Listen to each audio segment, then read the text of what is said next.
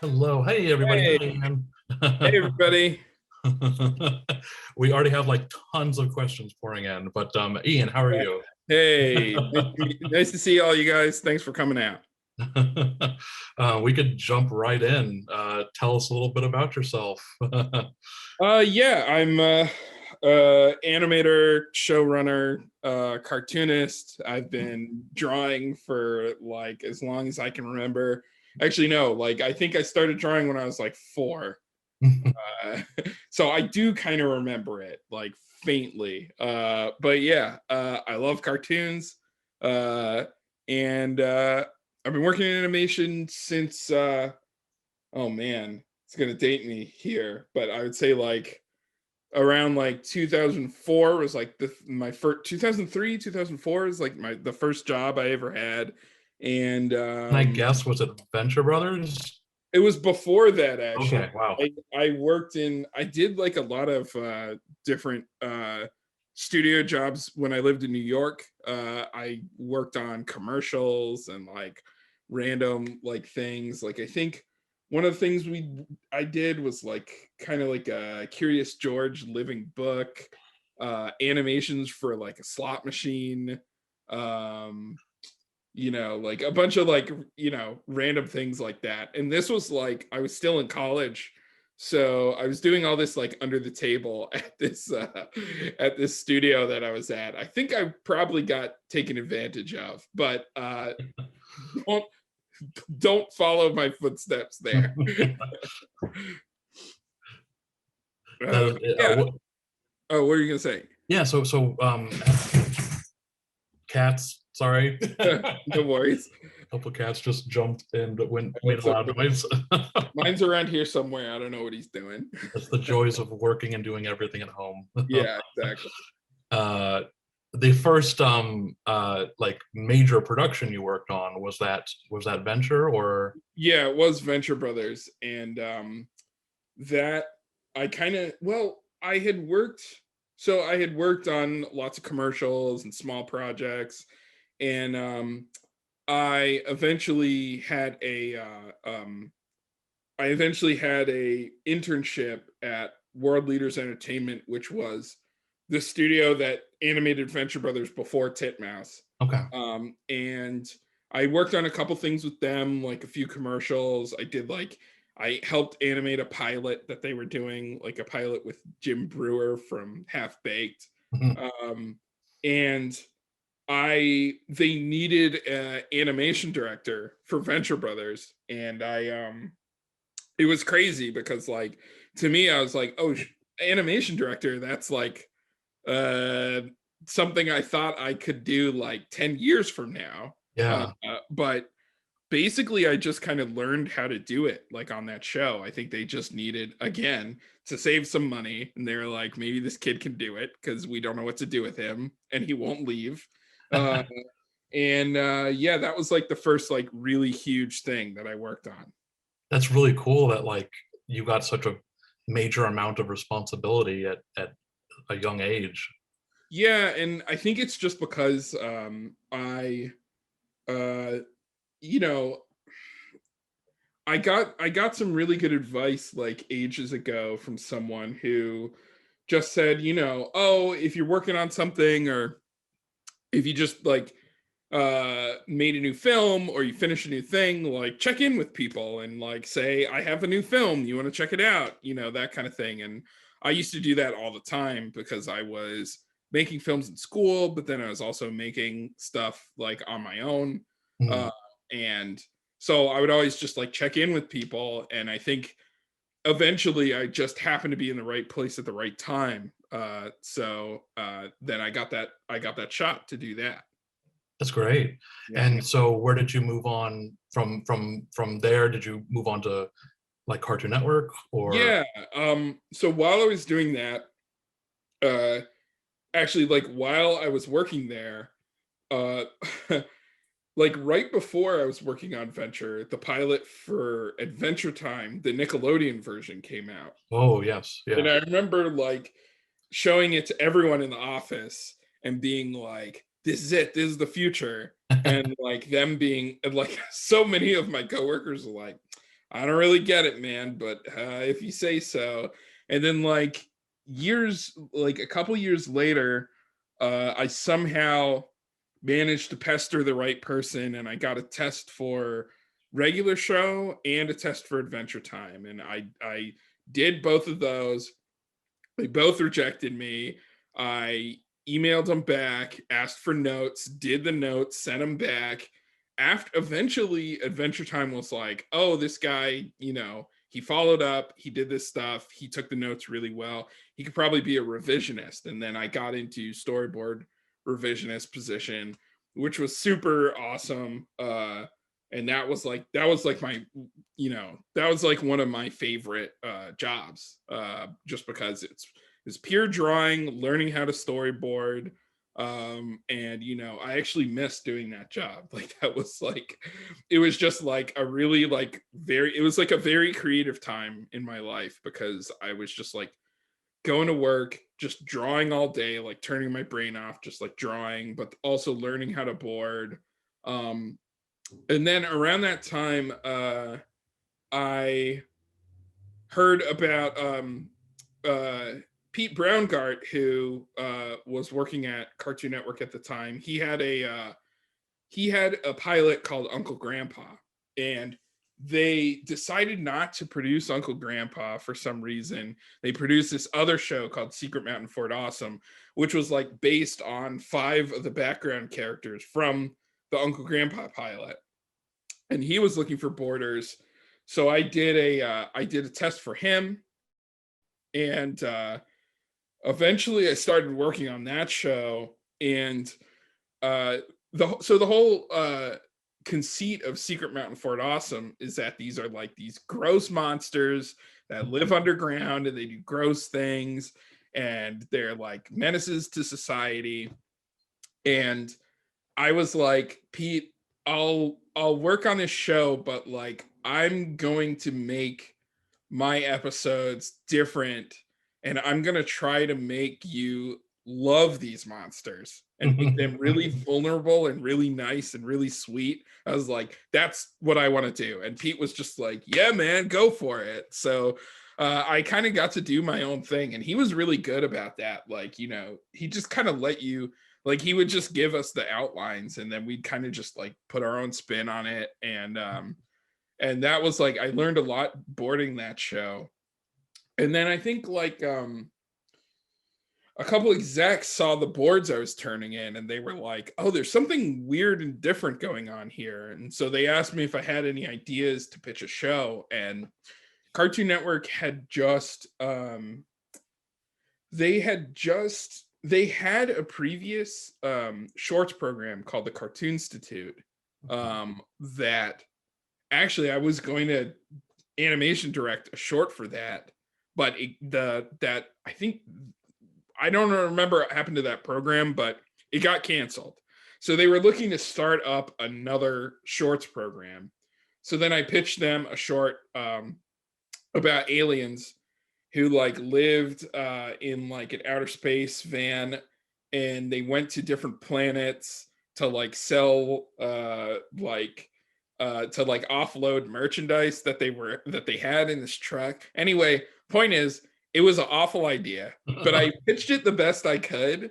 And I think like it was one of those things where like you're pitching to someone and they're like, oh, do you even like this idea? And then like I just felt like really awkward.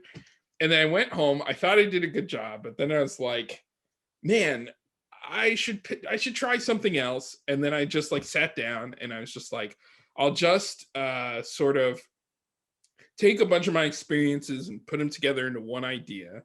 And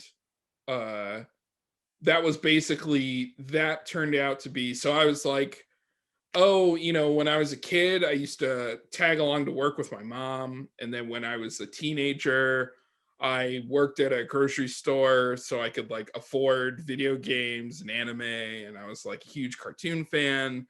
And I kind of just took all those different experiences and put them into one thing, which was called Lakewood Plaza Turbo.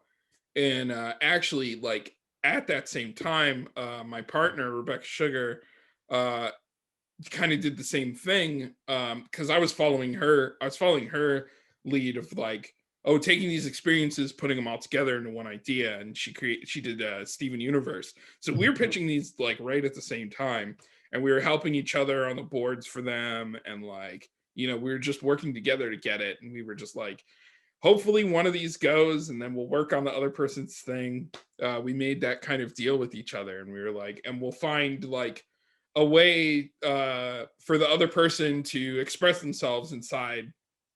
So like, for instance, you know, uh, Lakewood Plaza Turbo kind of had this sort of like really sweet, like sort of little brother character as the main character, and that kind of was relating to a lot of Rebecca's experiences growing up as an older sister. And then, for instance, Steven Universe had this sort of like kind of retro-y aesthetic, but also like it had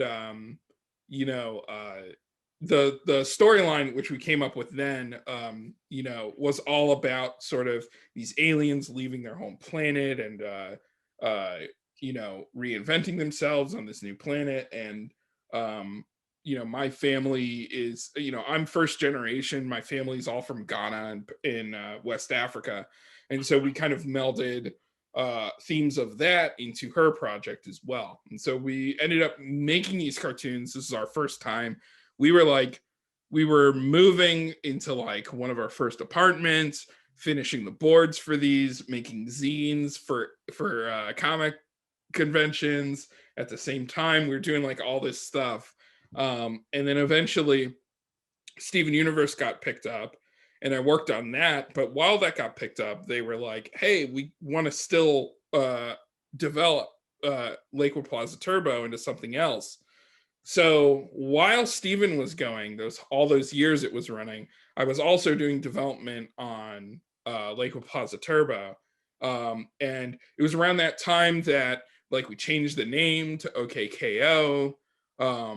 We like added like a lot of like the villain characters during that time. We created like there was like a mobile game that got created based off of all that stuff.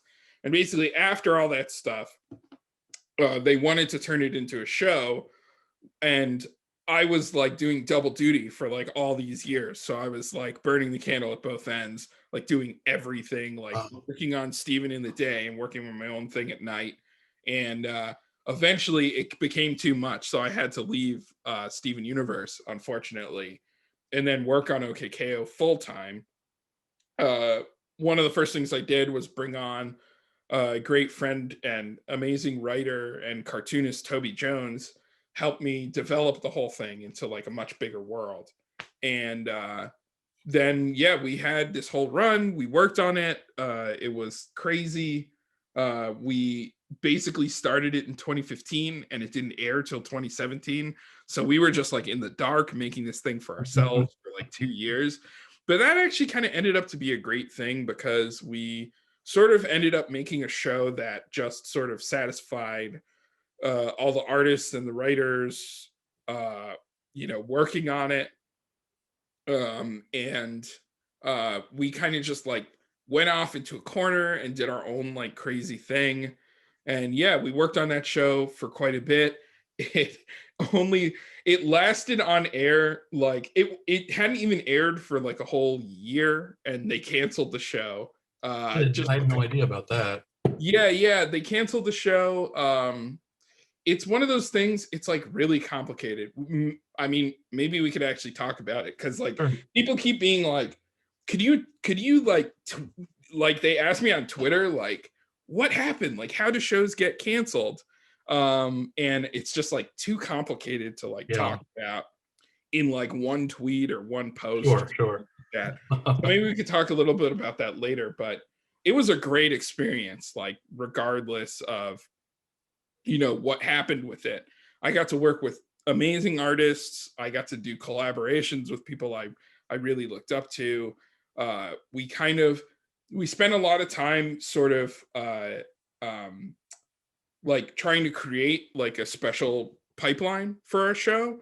And at a studio like Cartoon Network, where the pipeline is like really rigid, like every show kind of has to do all Mhm. the same steps, we're really trying to do things like, basically kind of turn our revisions department into like layout department, where we would like hire on special animators to do like certain sequences for us, and something that was very common in like indie online things, but wasn't really seen that often for like shows, for like mainstream network. And now, I see that as a big part of like a lot of productions, which is really great. Little things like Cartoon Network didn't even have like they didn't even have like a digital effects department. And we basically built it from the ground up for that show. And now it's something that like every show has access to, like a specialized team that basically like goes through the work prints and like does like uh digital effects, coloring effects, like camera shakes, gels, blurs, like all that kind of stuff. And like I don't know, we just had a lot of fun. I get like so excited by like making the sausage, and that was just a really fun show to work on, because um I get so excited by like the actual work, Yeah. making something. And it was just a really great experience. And after that, I kind of I did some development on something that probably will never exist for CN, and since then I've kind of just been hanging out by myself, and just like thinking about the next thing I want to work on, and taking a little extra time. You definitely deserve a breather after Yeah, all it's that. I mean, honestly, it's like 2020 was, I was like, this is my year. I'm gonna take a Yeah. breather. I'm gonna go on all these trips. I'm gonna do all this stuff. And then, well, we all saw what happened to the world. So Gotta put it on hold, yeah, but unfortunately. yeah. And best to everybody who's dealing with the effects of everything that's happened. Yeah. I mean, uh, we, we have so many awesome questions so far. I mean, we can just jump right in. Let's Uh, do it. Thank Let's you do for it. taking us on a crash course of your career. That's Yeah, amazing. I probably left stuff out, so the questions will be good for Sure, what people sure. are interested in. Um, I want to talk mostly about OKKO, since that's your baby. Like, Oh, I love your best show sticker. oh, thanks.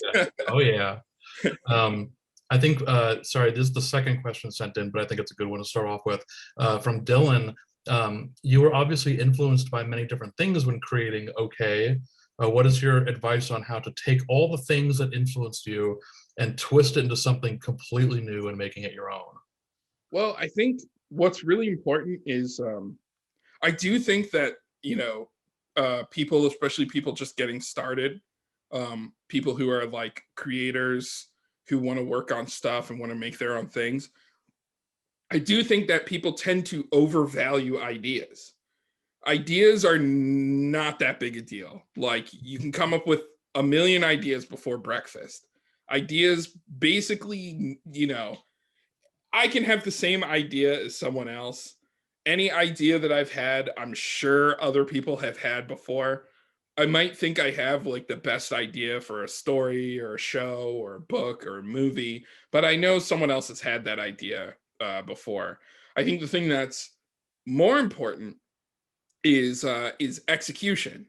So, like, say I had the same idea as you, Nico, like we would probably approach that idea very differently, and we would probably make two very different cartoons. And I think that when you're creating something, you have to remember like there's tons of ideas that exist and things that you like and things that you love, and you shouldn't be afraid to use those ideas and reinterpret them in your own way, because the way that you execute those ideas are going to be very different from your Yeah. inspirations. And I think being a little I think that's part of like growing as an artist. It's like, you know I have the things I like, you have the things you like, and we draw from different inspirations, But I think the best thing is to be, it's not even being upfront about those inspirations. It's just, let those inspirations shine and take you to places that are different than the inspiration took you. And if someone, points out like, hey, you got inspired by something, it's like, well, it wouldn't be the first time. Every great artist is inspired by something else. Yeah. Uh, I don't know, like I'm inspired by Tezuka, who is inspired by Walt Disney, who is inspired by fairy tales. It's like, it goes back forever, and every great like musician and everything, like nothing's more fun than finding out where those inspirations come from and then going to listen to those records or watch those movies. So I would just say like, just like what you like and take what you want to take. And the whole thing about great artists stealing, it's absolutely true. Yeah. From Tyler, did you have any crossover ideas for OKKO that you didn't get to? Oh yeah, I mean there were a ton, and I've talked about some of them before with other people, but I think the one I'll just mention one of them because I really really wanted to do it. We really really wanted to do crossover with Space Ghost, Oh my uh, God. and it It would would have have been been awesome. so awesome. Yeah, we really wanted to do like a crossover with the 60s action adventure Space Ghost, but then kind of bridge the gap to like the Space Ghost Coast to Coast Yeah, yeah. style. And we really wanted to do a thing where it's like, it's a world of heroes and anyone could show up. So we were like, oh, what if Space Ghost shows up? And he's like, I'm chasing Brack and Zorak because they're like destroying planets or something. And then like they maybe land somewhere else, and then there's like a side plot where like KO is hanging out with them and they're like doing like Zorak wants to do like bad teen things and stuff, and like KO and Brat get along because they're both children. But the reason we ended up not doing it is because C. Martin Croker, who's the voice of Zorak and Moltar, and like also did like a lot of the art and animation for Coast to Coast and really knew how to draw those characters and stuff, passed away while we were working on the idea. So we ended up like not finishing it or submitting it to anything. We had like a really good premise though. We were like really excited about it, and it was one of the, we like made like a reel of like crossovers we want to do. And Space Ghost was like front and center. We were like, we're gonna do this, but That would like, have been so up my alley. and we didn't, yeah, and we didn't want to like recast, Yeah, those characters because his voice is just perfect. So yeah. that was a sad one, but you know, these ideas, they exist in the ether. Maybe someday I'll get to do some sort of Space Ghost thing. Who knows?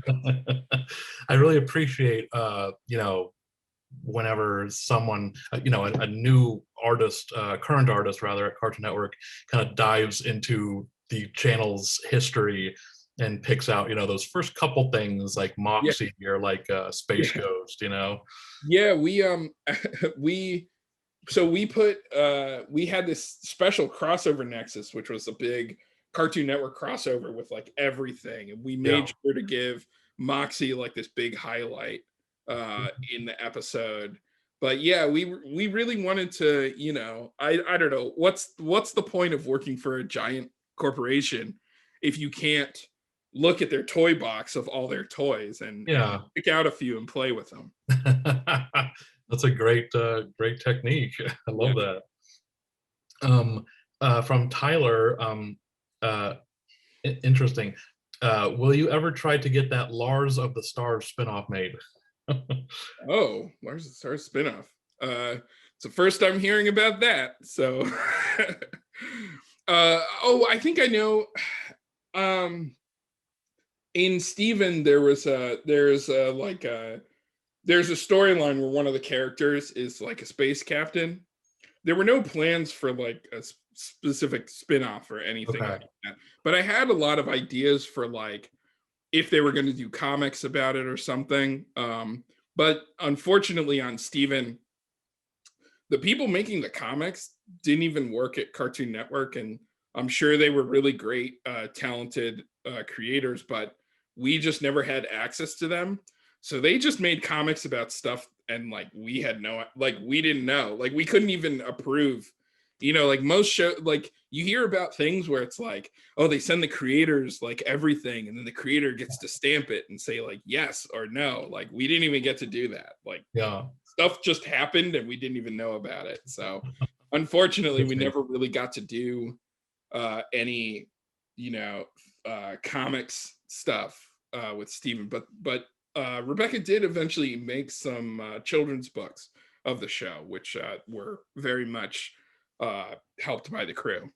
Cool. Yeah. Keely asks, I gotta know, what's it like to work for Cartoon Network? I mean, it's a job like any other job. It's a job doing really cool stuff. I think the thing that's most important isn't really the company you work for, but like the creative things you're doing and the people who you're collaborating with. And I was lucky at Cartoon Network to get to collaborate with a lot of like really incredible and amazing talents. So yeah, I had a great experience. Gosh, I used to visit Cartoon Network all the time when everybody was making Adventure Time and stuff. It's been Yeah, so long. I miss visiting everybody. yeah, I really do. Yeah. Rick asks, what's the best format for a pitch Bible? What was your experience like pitching? Because it wasn't called OKKO at the time, right? It was called Lakewood Plaza Turbo. That's right, yeah. And I've made like a couple pitch Bibles in my life. And I feel like the thing that's really good, at least the thing that's always sort of got people to understand where I'm coming from, is like you put some really simple things in there. You I like to start with either the characters or the world, whichever one is more interesting. Start with that. Whichever one is more interesting goes first, and then the other can go second. Sometimes I like to do like a hybrid where it's like you introduce the main character. They're like, I'm the main character and this is where I live, Yeah. the character in the world. And then you introduce the side characters, and then you come up with like, you need to explain sort of like the why of the show, like what makes that show more interesting than anything else. I've also heard the hook. What's the hook? Yeah, kind of like what's the hook, exactly. So put that in there, and then try to come up with a couple like story ideas. That's always really good. Like, when I was pitching Lakewood, which I'll refer to as OKKO from here on. When I was pitching OKKO, I basically like I went to lunch, I sat down, I drew like on 6 post-it notes, like little drawings of the characters doing stuff, and then I just like wrote ideas for stories next to them, and I just put that in the pitch book. And there you go. That's great. And then maybe you could have something. There's a few things that I think are optional. One is to sort of maybe write like a paragraph or two of like what you think the first episode would be like. A lot of people sort of like that. And another one is sort of like maybe put something about yourself in there, like who you are and how you connect to the project. A lot of people really like that, that personal angle. Absolutely, yeah. All good advice. Yeah. From Mike, I've always loved the surreal and absurd aspects of OKKO more than anything else. How did you maintain that style of humor among your staff? Did you look for people who wrote and storyboarded with that style, or did you teach everyone your sense of humor? Mostly, I think the thing that's important is when you're working with other people, when you're collaborating with other people, you might think, I came up with the idea, so all these people kind of have to do what I say. But I think the thing that's actually smarter is to find people who have their own points of view and their own sort of like original takes on things, and empower them to do what they do best, but in a world you created or with characters you created. So for OKKO, we weren't looking for people with a certain sense of humor. We were just looking for people uh, with a sense of humor, people who had created their own stuff. The best are people who, they for fun they make their own films or their own comics, or like they have their own characters that they draw and they come up with funny things that they say. That's the kind of person who I think usually uh, does the best in this industry, is somebody who their goal, they don't have a goal of doing a job. They are artists who just like to create regardless. So even if they didn't have a paying job at that time, they would be sketching something or making a painting or coming up with like a web comic, or coming up with their own short films or something like that, or like, I don't know, doing art for an art show, or like those are that's the kind of person who I think you really want to strive to be. Instead of thinking about the job as the end goal, you have to kind of be the sort of person who your end goal is to just be like an agent of creation, someone who creates stuff, someone who collaborates with people, someone who just likes to do art or writing or animation or drawing, and I think that's and the kind of person who's not shy about doing that stuff. I think that's that was the quality that we really looked for. Awesome. And I really like how you mentioned, like, the showrunner should welcome everyone on the crew to add their own. Everyone comes from a different background, Yeah. different life experiences, and everybody should be able to kind of infuse whatever they would like into the, and all it would do is just add more to the show, which is a good thing. Yeah. And that's just, that's just really true. And people say, everybody, people talk about diversity and diversity of opinion, and oh, you want people from different backgrounds there, as sort of like a dead end. Like, you should just want that just to want that, and I think that's good. But also you should remember that having diversity of backgrounds, diversity of thought and opinion, and like stories and where people are coming from actually do help the end result quite a bit. Actually, really early on KO, we had a thing where we were doing an episode where it was about humor and jokes, and we wanted to do a thing where KO and Rad were telling these jokes that were just stupid, and they were just like really dumb, and Enid was like, okay, these jokes are really stupid, and we pitched it and it was really funny, but like it did hit some of the people in the room, some who were some people in the room who were women or knew, like, comedians who were women, were saying like, this is really funny, but women do kind of get unfairly targeted as people who can't take a joke, and that can be really frustrating. And we realized that we didn't mean to tell a story like that. We just wanted to tell a story about the differences in senses of humor. But we sort of ended up telling a story that's saying like, boys are funny and girls are not funny. And that could have been like a big mistake. Luckily, we had a room that was open enough and a lot of people who helped us define that, which was like, no, we want to tell a story about how Enid's sense of humor is different, and there are things that she finds funny that are stupid, but just aren't these really hacky, stupid jokes. Yeah. And actually, we ended up rewriting the episode after that, and it became so much funnier because then all the characters, we weren't ever saying like, some people are just humorless. We were making jokes about the difference between different people's senses of humor, Yeah. Another great reason to have a diverse writers room and crew. Absolutely. Um, Anonymous question. Is it good to know a few executives before pitching to them? Uh, I I don't think guess it's so. not totally Yeah, necessary. It couldn't hurt, I guess, but yeah, it couldn't hurt. The thing about executives is that, they're people too, but also so much of what they do sort of is about like the numbers that they're seeing that you don't see. Like, I can greenlight this many shows, or oh, I could talk to this person, or we need shows like this, we need shows like that, and so it's good to know them, and you can pick their brains and find out that stuff.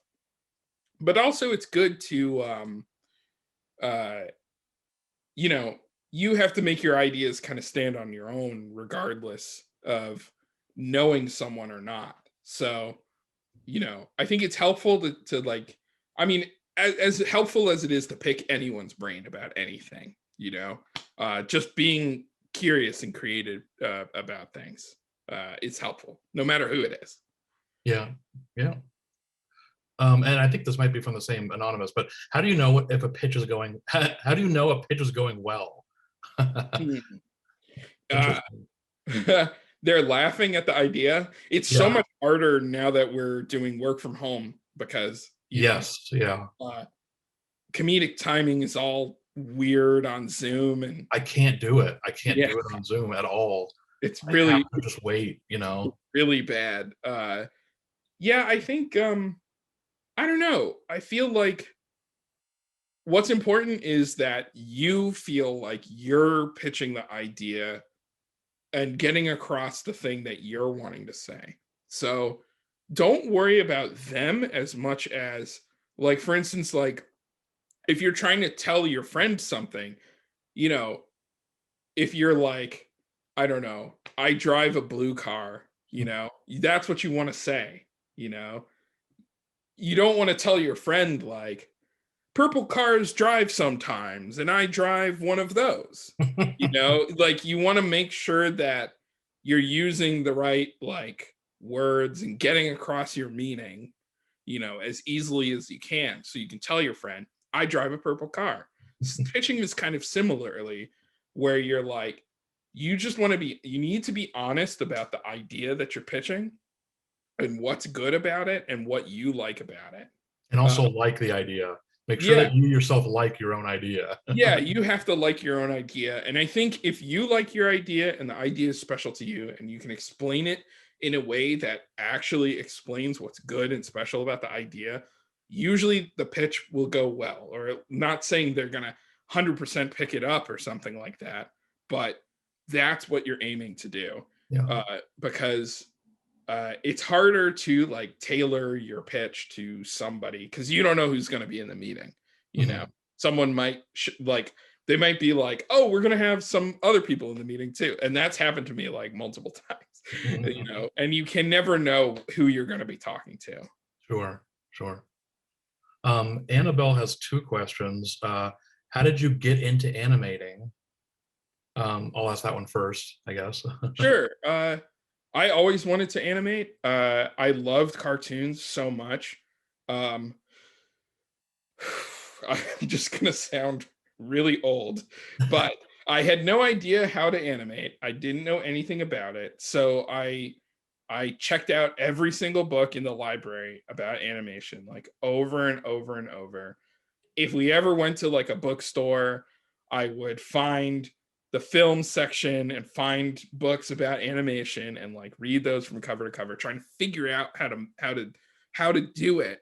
And then I just started making, I think from like second or third grade, I started making flip books with post-it notes.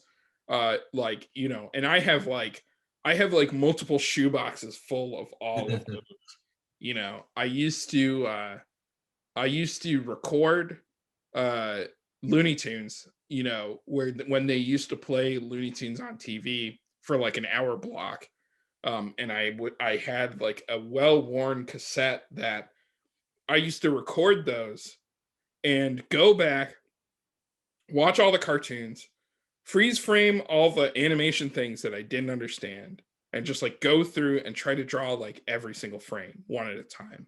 Um, and then around High school, uh I I got like a I got like a computer and a scanner and stuff, and I basically like kind of I used like a clipboard that was kind of see-through, and I made my own kind of like light box, and I had like a registration system, and I would like try to do animation on there. But then eventually I got Flash, and this is like the old Flash, like pre-Adobe, like Macromedia, Flash. And then I figured out how to make a couple things in that, and I was really excited about it. And I had also used like some old Mac HyperCard programs that did animation. And then like I was lucky enough that I was able to get into School of Visual Arts in New York that did animation. I'm forever blessed that I was able to go, and I'm blessed that I was able to like, my parents were able to take out loans, which, took forever to pay back.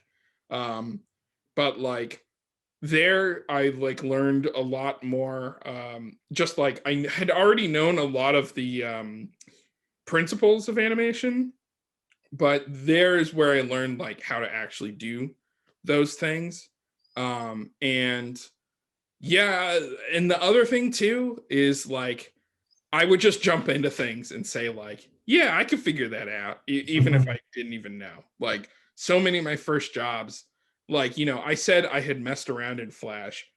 Eventually, uh, one of the things at World Leaders was like a pilot, and they're like, "You can animate in Flash, right?" And I was like, "Yeah, totally." And I had no idea, but I just stayed after work, and I would open up the Flash files from all the other animators and like just look at them frame by frame and try to figure out, oh, that's how you do that. That's how you do that. Like I finally get this thing, Same thing with learning how to be an animation director. We were using X sheets, and I didn't know how to use that, but I basically just said like, I think I can figure it out, and just like basically worked myself to the bone, like uh screwing up my mind so I could figure out how to get that to work for me. Wow. And I think the best teacher is just doing it. Yeah. As Yeah. much as I learned in school, just trying to make the stuff for myself, I think taught me so much more. You took like self-taught to the extreme. I really tried. And I did the same thing. I went to libraries, looked up animation books and freeze Yeah. frame Looney Tunes all through my childhood. So Oh, yeah. I'm right there with you. It was the best. It was the best.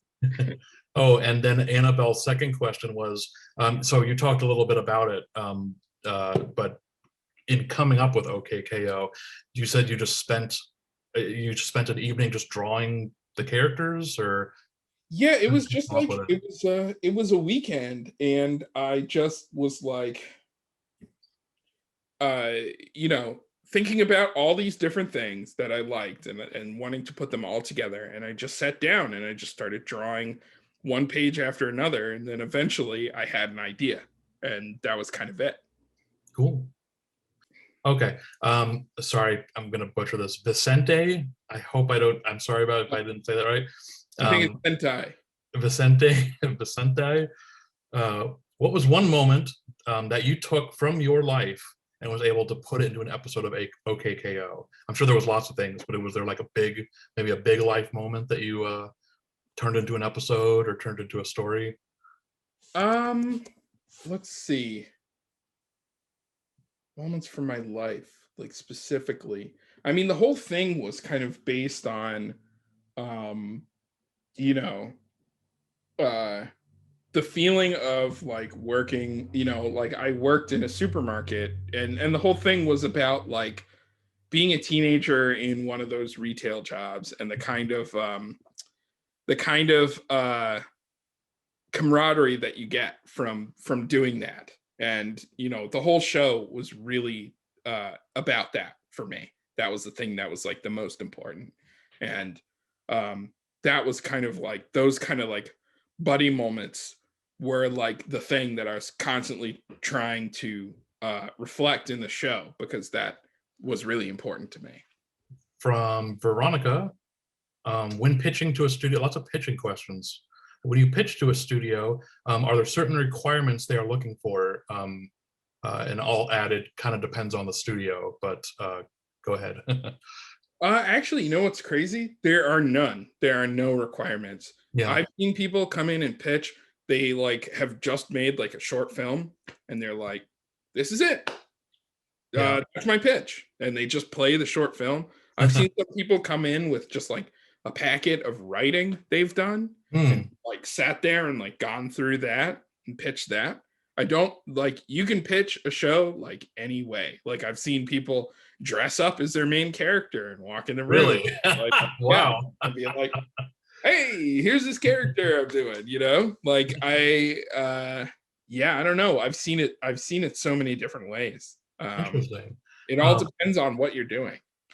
I have seen requirements at Nickelodeon. I'm not sure. Oh, wow. Yeah. Well, they're like, you know, if you pitch anything, if it's a human, it has to be a kid. You know, Oh, yeah, if they're not human, if they're animals or whatever, they can, you know, as long as they act youthful, like, you know, right. SpongeBob, and they really want like two best friends, one being a little dumber or wackier, and the other one being more. They kind of want another SpongeBob Right. and Patrick. I feel like I probably wouldn't do that well pitching in that environment, but I'm sure that happens. You should just make sure you ask whoever you're pitching to if there's something in particular that they want to see. From Nell, how do you separate drawing for work and drawing for fun? I find sometimes I just want to draw for myself, but it can be hard to separate that from the stress of drawing for school or work. Thanks. That is a really hard one, because I've definitely struggled with that too. And there's a lot of times when I'm doing a lot of drawing for work and I can't draw for fun. Here's a secret: just draw drawings that you can't show anybody. Draw really like embarrassing, personal, private drawings, and make sure they're not drawings you can show anyone. And like, you have to draw them because they're like thoughts, or like, you know, draw like scenes from your life or things you wish you did, or, you know, your own like secret like ideas, or, you know, like dreams, like yourself as a superhero. Like, I don't know what it is for you, but there's probably something that you want to express, but you can't express to anybody else. Those are the best things to draw for yourself, because you can't show them to anyone. You don't have that feeling of like, when you sit down, you take out your pencil, then you start drawing, you've drawn like one circle, and then that little like troll in your brain is like, "Ooh, you could upload this on Instagram. This could be a series. This could be something you could show everybody. You're gonna get popular from this. Ooh, you're gonna make all kinds of stuff from this. You're gonna be amazing. Like, you could show it to everybody. Like, you could put it on Twitter, and maybe an artist you really like will see it, and then you'll be really happy." Like, you have to like kill that demon, you know? And I think the fastest way to do that is by being really honest with yourself and really personal, and just making artwork that you want to make and you want to see, and artwork that is just fun to do, and to like stand back and like look on it at it on your own desk, not online and not because of somebody else, and just love it for yourself. Like, having that private relationship with your own art, I think, is really important, because art can't just be something we do to get likes or follow, Impress others, yeah. you know, that kind of stuff. Like, you know, you have to train yourself out of doing that. Yeah. This is from Ella. Hi, Ian. As a white person and aspiring show creator, what are the best things I could do to help lift people of color voices and artists in the industry? The way that I think about it is, you know, there's like, people talk about, you know, representation and how important it is, but if you're in a case where you're doing that, you're representing yourself as an ally. And instead of trying to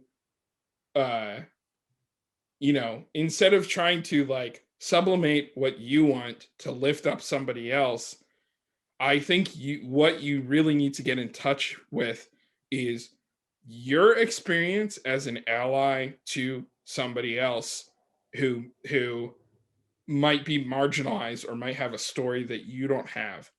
And the work should reflect that relationship that you're having to those other people. Um, and the way to do it is to seek out people who are different from you, and like, be a person who can champion the work of other people.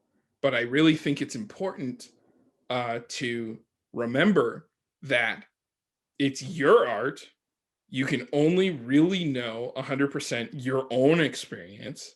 So if what you want to do is uplift others as an ally, that's the story that you have to tell. And you have to figure out a way to tell a story about that so that you can still make something honest. So you're not just like taking a marginalized person and putting them in front of you and like putting them in the crosshairs or something like that. You have to make art that is true to yourself, and that's important. From Daniel, how did well, we talked a little bit, Daniel, about how Ian got started in animation, but he's also asking what's your ultimate advice for someone just getting started? What are your recommendations and I guess general advice to young artists? So here's some general advice. Just get started. Just start. Don't think of yourself as an aspiring artist. Just think of yourself as an artist. Oh yeah. Oh man, there's so many Twitter accounts I see that they're like, aspiring artist, someday cartoonist. And I'm like, exactly. If you draw, like, you're an artist. Yeah, just do it. Just draw. Draw as much as you can. I would say, if you have stuff that you want to show people, absolutely show people that stuff. Don't be afraid someone's going to steal your ideas, because ideas are basically worthless. As I said earlier, it's fine. It's okay. And just get your stuff out there. Try to show your art to people. And then, listen to and look at how people react to the stuff that you make, because a lot of times the problem when you get starting out, it's like learning a language.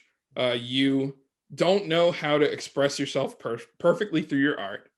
You might draw what you think is like a really cool truck, and then everybody sees it and they're like, that's a dinosaur. I don't know how you drew that, but you just need to get to the point where you can draw a thing or create a thing and people understand what you created or what you drew. So just do it as much as you can.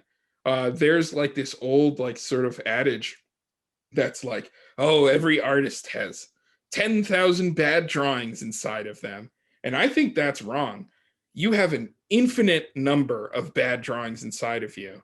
You will never stop doing bad drawings, lazy drawings, things that you're like, oh, I thought this would work and now it looks all weird, or like drawings that, you even share them with a friend or post them online, and then you look at it and you're like, I drew someone's hand backwards, or like something like that. You'll never stop like making inarticulate or confusing or hard to understand drawings that people don't understand. So you might as well just get started now. And the artists that you look up to that are really great, it's just because they do a million drawings, they just don't share the bad ones. Yeah. But I would just say, like, just start making stuff right now. And what's even better is if you can get practice creating your own characters and writing your own stories and just like putting that out there. When I was a teenager, before I knew how to make animation, I made web comics, and I drew like web comics for like 4 or 5 years, just like on my own. just writing my own stories and creating my own characters. And those webcomics are like, uh, you know, the drawings aren't great. The stories are kind of like complicated and confusing. And like the tone is kind of all up and down and all over the place. And like, I didn't really know what I was doing. And I was also like transitioning from learning how to draw cartoons and anime to taking like my first life drawing classes and learning how to actually draw like humans and stuff. So the art style is like super bizarre. Like the characters have like cartoony heads, but then they'll get realistic bodies later, and it's a very like weird kind of messed up thing.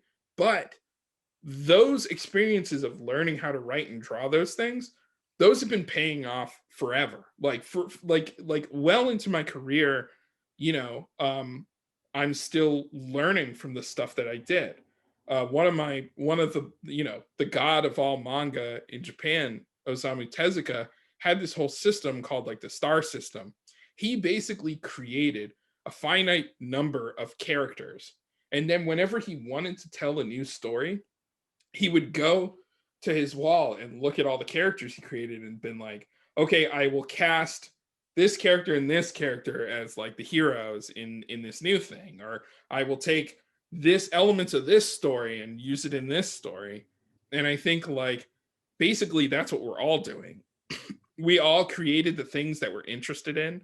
We all made the characters that we love, and you'll be using those forever. So like you got to get started now, Matt Groening made up, Bongo and Binky and Akbar and Jeff. And if you look at like Disenchantment, he's like still using Yeah. that are like based off those characters. Seth MacFarlane created Peter and Brian Griffin when he was in college, and he's been like remaking those characters like for his entire life. And that's true for everybody, even people who are like, and those are scripted examples, but someone like Gendy, like Gendy Tartakovsky, he made Dexter's Lab, based off of characters from his short film from college. He made an episode that has like a caveman from the past comes to Dexter's Lab. He made an entire show out of that's called Primal, about that character archetype. He took the kind of like Hanna-Barbera meets anime thing and spun that into Samurai Jack and Symbionic Titan. Symbionic Titan characters are based off of characters that appear in Samurai Jack, which is all like, so like, you're going to be like using these like formative building blocks forever. And like I look back at like the first characters I made, the ones that I made when I was like first drawing when I was 4, and I'm still using like the stuff that I came up with then, like now, because I'm like, this is the way I understand how to make a character and make an audience understand them. So like, yeah, I would say just get started now. Get started telling stories, making your own characters, get that stuff out there, because if you don't, no one's ever gonna know. Yeah, fantastic. Thank you. Anonymous question. Can you talk a little bit about your role as a showrunner? Is there anything you wish you knew about the role sooner? I think showrunner is one of those kind of like nebulous jobs that it's different for every show. And, depending on where you put your skill, that's where you'll do most of the work. So I was really good with certain things and not as good at other things. And basically you just have to trust other artists to like help you pick up the slack on the things that you're not as good at. So it's different for everybody. Every showrunner job is going to be different. The thing that I think is most important though is don't feel you have to really, and I've seen this with a lot of artists, and this might sound harsh, but some artists, they do feel insecure when they see someone who's better at a skill than they are. You have to 100% get rid of that. Those are the people who you want to work with. Someone who can draw better than you, that is like the best, someone like, on KO, it's like, I got to animate and board a lot of things myself, but I hired like a room full of people who can animate circles around me and have been doing it for, even younger than I had, people who had Flash when they were like in first grade and know how to animate like so well. It's like you have to basically be like, I will never be as good as this person, but I could work with this person and learn Yeah. from them, you know? I'll never be as good as them, and I'm okay with that. Yeah. And a lot of anonymous questions too, which is okay.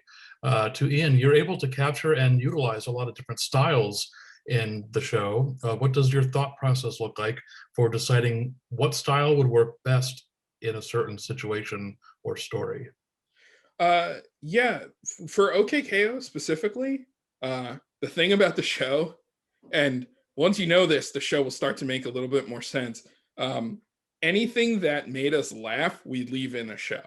It doesn't matter what it is. If it was funny and the network approves it and lets us put it in the show, it stayed in the show. So if someone did, so we would just like, try to make each other laugh all the time. And uh people would just start doing like funny drawings to like get a laugh in the room. And if it made us laugh and it was funny, it stayed in. So that's why the characters were constantly like, making weird faces or like going off model or changing size or like, I you know, love certain that. like certain like objects in the world would like change location, or like, things would just be whatever was there that like made it funny stayed in the show. And that actually did lead to like a lot of work, because anytime you make like a new style or a new thing, you have to make like a new model sheet for Oh, that. sure, sure. So then we ended up making like, so for the model sheet count was insane, because anytime a character made a weird face, we had to make a model sheet for that face. And if they said a line while making that weird face, we would have to make a special mouth chart for that special face. So like, we just ended up making like billions of model sheets. But when it's that funny and it's really like, it really like hits, it's worth it.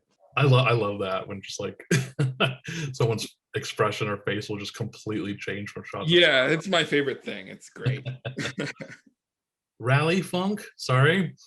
You probably get this one a lot, Ian, but do you have any advice for people looking to get their first storyboarding gig? Hmm. Um, hmm. First storyboarding gig. I mean, I got mine through learning how to storyboard as a revisionist. And I would say there's resources that you should check out that really help just learn about storyboarding. I would say, for me, and it's an old document, but it's one of my like go-tos, is Storyboarding the Simpsons Way. Just type Storyboarding the Simpsons Way into Google. It's out there. You can download it. It's a PDF. There's also uh, Brad Bird's notes on storyboarding King of the Hill. That's out there too. Just do a Google search for those. Read like, try to read like, if you can, like some art of books that show like storyboards and how they work. And I would say just like look at them and try to learn things like learn how to lay out a shot, um, and like cut in on things, change angles, Mhm. learn how to like draw a sequence, you know, uh, and this is another one, look at something that you like if you're watching a cartoon and you notice that it's really amazing, like, you know, go back and like freeze frame all the shots that are like of those shots that you love so much, and figure out like, oh, how do the characters move from this space to that space, or like how do you see the acting of those characters. Try to like have an analytical mind and break those things down, I would say. Cool. Nothing wrong with reading a whole bunch of books about it too. Oh yeah. From Tyler, I want to make my own cartoon show by co-producing with an artist because I'm not that great at drawing, and I need to know if that's possible. Yeah, that's definitely possible. I don't know that much about it, unfortunately. So I'll have a hard time giving you that advice. But you know, I will say though, there are some amazing writers that I know who weren't naturally like artists, who just figured out what they could draw and just like worked at that and just like drew what they could, and like created something that way. Just like put that work in. And that I always really impressed me, because that's, people, you can learn skills if you can't, but yeah, I don't know. I really don't know too much about that track, so I don't want to lead you astray. Sure, yeah. Tyler, I'm assuming if you're teaming up with this artist, between the two of you, I'm sure you can, correct the ship and have it sail in the way you want it to. Hopefully, yeah. From Maria, Ian, do you think that storyboarding gave you important tools to eventually come up with your own story and become a showrunner? Oh yeah, absolutely. Yeah. I mean, storyboarding did, but also making comics did. Just making comics, making my own like short films did. Just having the experience of making and finishing things. Just making stuff. Yeah, just making stuff. I think that's the most important thing. Great. That's like always my ultimate advice to anyone. I'm just like, just make stuff. It doesn't matter how much money you have. Yeah. If you have $5 or $5,000, just make stuff. If you can somehow just like start and finish an idea and just like get it out there, like that's the best. Yeah. And there's no better time with the internet and social media. Yes. No better time to share all your stuff. Old man over here I'm gonna be like, in my day, I remember like making a web comic and like having to get it under like 100K so that it would like download correctly, and being like 56K warning. This comic has like a lot of colors, it's so much easier now. Like, there's no excuse. Just like start making stuff, please. Post it and instantly the entire world can see it. Exactly. There's no better time. I think you answered a variant of this, but we'll from Anonymous, Ian, how do you handle burnout? Any advice for students who constantly have to create and being in a remote/social distance setting where we can't be near other artists experiencing many things? I think what's important, and this always helped me, is just try your hardest to be connected to the things that you love, the cartoons you love, or the drawings that you really love, or maybe a TV show that you just are getting into or watching everything. Like, spend a lot of time like really like being honest with yourself, and like surrounding yourself and your brain with like the stuff that you're just like you love. Maybe don't get an art book addiction like I have. Just try to figure out what you like and consume it and think about it and talk about it, and it's never bad to like be a fan. Yeah. Speaking of, can I just, is that a Parappa figure behind you? Oh. I was just looking at it and I just wanted to. Yes. Yeah. There you go. Cool. Out of every show I've done here, I've never gotten a question like this, and I would love to know it. Ian, my name's Colin. I wanted to ask you about your experience, so creating and voicing your own characters. Did voicing your own character help you better understand writing fun and believable characters. What was your experience with this like? Yeah, what he's referring to on OKKO, I voiced the character Radicles, and that was actually a mistake. What happened was, when we were doing the pilot, because I had to do a remote record with one of the voice actors, we had to buy session time at another studio. So they were like, you're out of money for characters, for character voices. Wow. Because we were capped at like a certain amount. And I was already doing like a background voice for a character. So I wanted to, I feel like it's fair to say this. I really wanted to hire, because I did a scratch animatic when I was getting started, and we sent it out, and we found stuff. I really wanted to hire Eric Bauza, an amazing voice actor who does like all the Looney Tunes now. Yeah.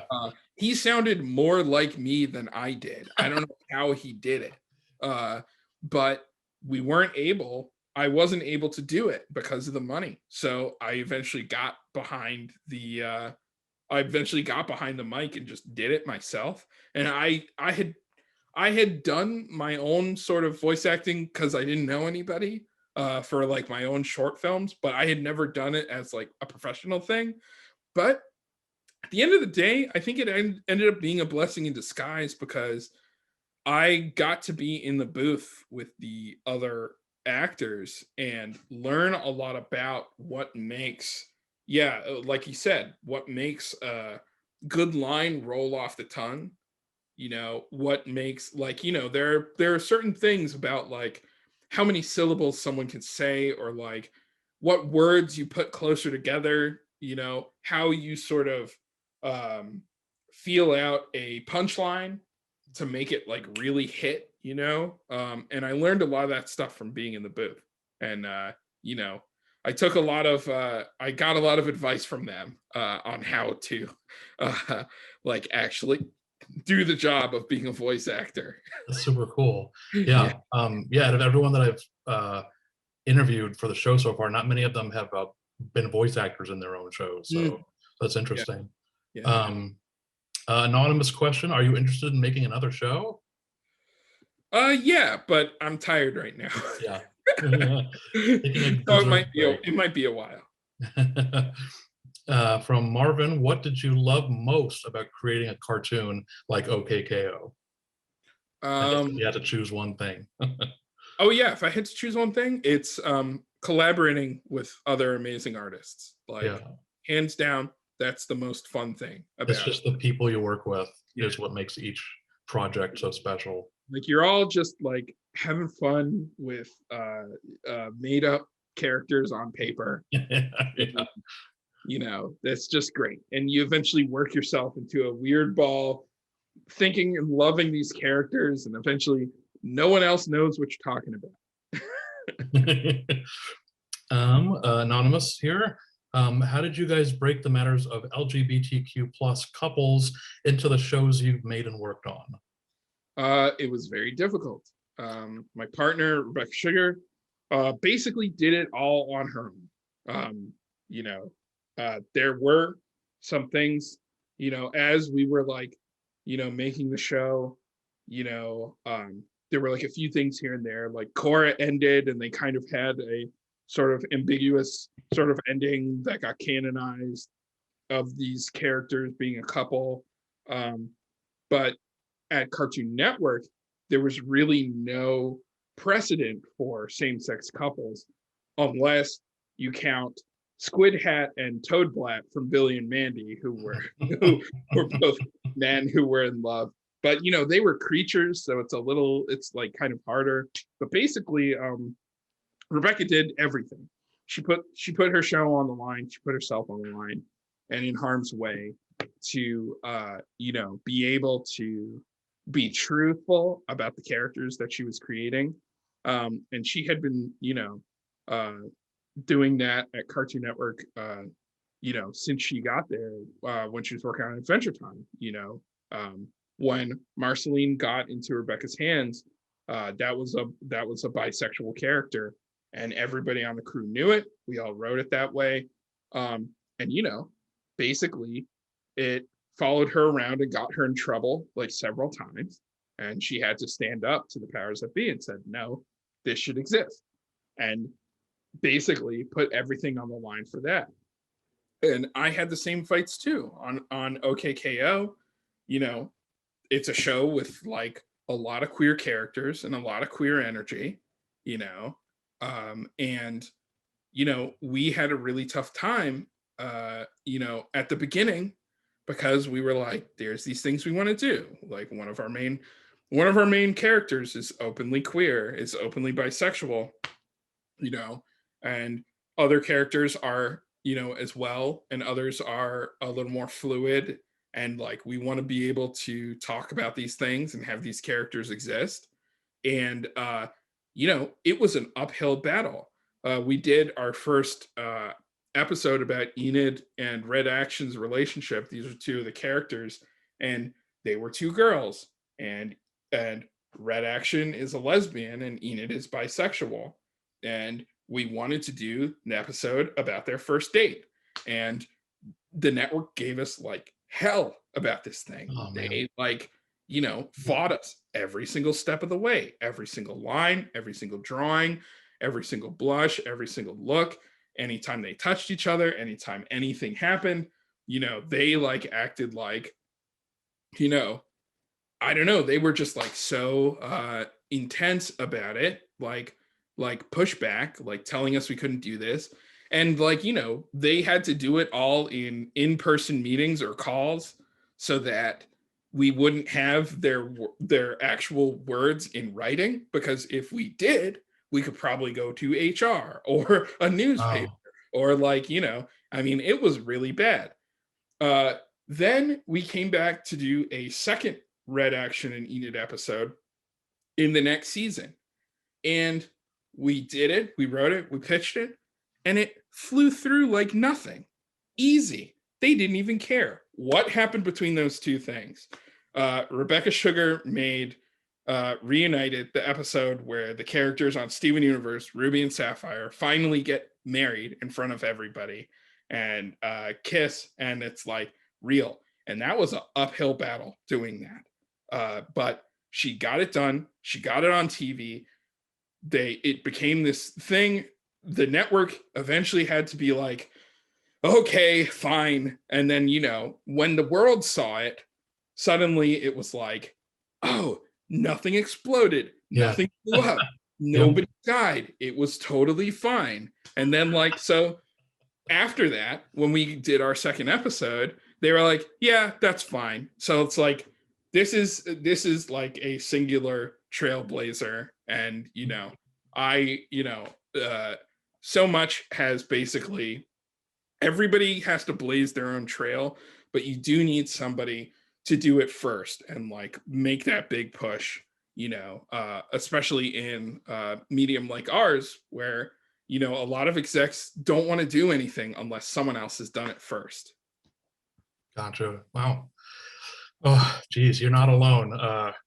We had the same restrictions and stuff at Disney as well. Yeah, it's crazy. Yeah. I love that. Nobody died. Nobody, no giant blocks of neighborhoods blew up or anything. Oh, okay, wait. Someone asked an earlier question.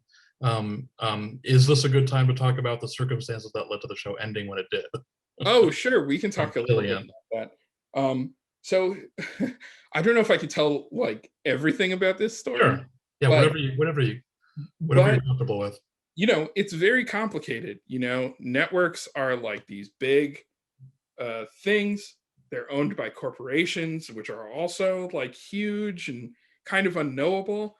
But basically, kind of what happened was, KO was sort of supposed to be like one of the first shows that wasn't relying on TV ratings as much as it was going to rely on views on like apps and stuff like that. And there was going to be this huge, like, kind of over the top app for Cartoon Network and Warner Brothers and all of those properties, because AT&T, who had just been trying to buy Warner Brothers, was going to basically use all their skills as a telecom to create like a all-in-one streaming service that was like all Cartoon Network, Warner Brothers, HBO, yada yada yada. That, as we know now, eventually came out, but it's called HBO Max. Basically, that was supposed to happen years earlier, and KO was supposed to benefit from all of that as it went. But something happened in 2016. Donald Trump got elected as the merger of AT&T and Warner Brothers was about to go through. Donald Trump specifically hated Warner Brothers because they own CNN. So he wouldn't let that merger go through. And so basically what happened is the studio and like all the Warner owned studios basically got stuck in a holding pattern while they were waiting for this merger to go through. So there wasn't allowed to be any new spending or any new seasons or anything like that without having trade-offs for other things. So essentially, that deal didn't go through until like after they realized like, well, we're not going to be able to we're not going to be able to have this strategy work the way that they wanted. And so OKKO, unfortunately, was just like a little before its time. Like maybe if it had come out like a couple years later, it would have been a thing that was like streaming only or something like that, and could have found its audience a little better. But it was just like a little too early. Plans didn't come together because of our former president. And like, I don't know, just kind of the whole thing got messed up. And that's what I mean when I say it's very complicated. Like it doesn't really come down to like one thing you did or one mess up. These companies are just like massive behemoths. They do these huge things, and there's always consequences, no matter how small they are. And in this case, the consequence was like my show. It's never just so much. It can be like it's not so black and white. It can be just all this crazy business stuff. The whole chat is saying, so Donald Trump canceled OKKO. I mean, great. He didn't do it personally, but it's like decisions he made by holding up that merger basically reverberated through the whole company. Yeah. And I wasn't the only I wasn't the only casualty of that. There's people who worked, at several places, people who were like hired to like make things that were eventually going to go in this like new merged reality, who lost their jobs. Other shows that didn't get to be made because they didn't get to increase budgets, so I'm not the only one. And I wanted to jump around here because Christine, Christine had a good follow-up question. She's asking, how much time were you given before you were told you were canceled? So like, how much time did you know? They told us we had just been greenlit for our third season, which was going to be it was going to be 40 episodes, and this was, I want to say, like spring 2018. I think this was, it must have been spring 2018. We had just been greenlit for the third run. We had already been working on the first two, and then they told us, hey, you have to cut this season of 40 into a season of 20, and that's going to be your final season. So, and we had already written like a handful of episodes for the season, but basically we had to take all of our plans and shrink them down And to then half some. the size. Wow. And we, and the sad part is, the stuff that we ended up having to throw away were more of the like sillier episodes that weren't as like story focused. Mhm. And that's a shame, because like those are the episodes I love doing.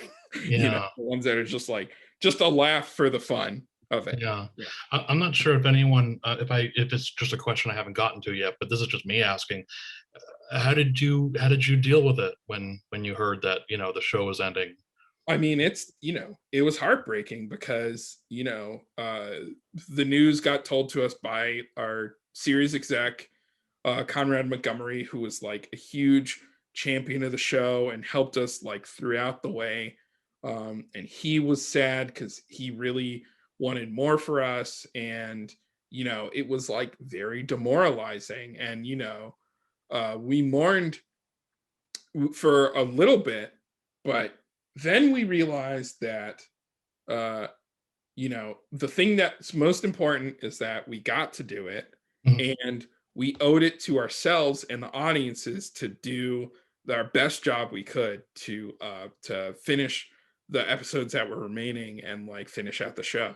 And then that just basically, you know, we still had to work on the show for like a whole other year after that. Yeah. Yeah. So we were just like, you know what? Let's do our best to like really do what we can, and I'm really glad that, our executive was a really good person, and he had seen shows get canceled at the last minute. I remember, I didn't work on this show, but I was at Cartoon Network when they canceled Flapjack, and Oh, they gave yeah. them they gave them no warning whatsoever. They didn't know that it was going to be their final episode. So Thurup had to like rush and like make this finale episode, like tack a finale ending onto the end of the last episode, because they didn't even know. They didn't even tell them. It's just a regular episode with a Yeah, tack on an ending. exactly. And like it was so sad. And like, this Conrad was an executive who had seen those things happen. So he was like,